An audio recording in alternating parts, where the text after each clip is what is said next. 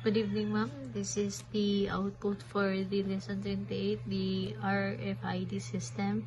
So here is na the RFID sensor. Then nag-contact LCD, then para maka-print if maka-access or denied.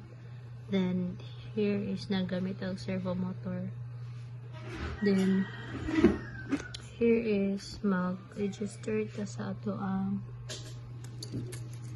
card, which is ma-print.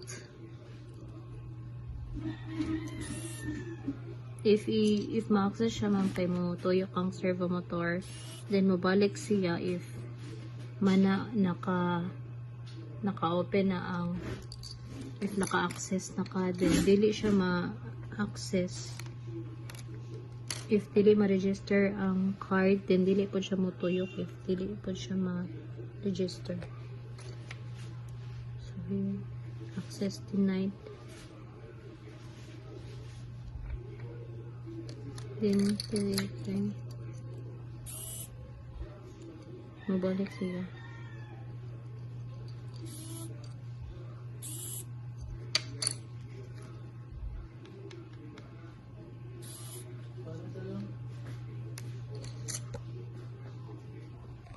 So, sa wiring, ma'am, is ang RFID is nakakonect siya sa kining 3 volts.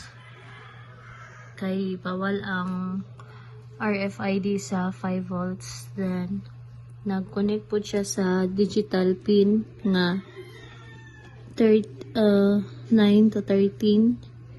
Then, nag-connect sad siya sa kaning VIN. Then, nag-contag kining ang servo motor is naka-connect sa kining negative ug positive. Then nag-connect siya sa digital pin nga number 2. Then ang LCD is nag-connect siya sa analog 4 ug analog 5.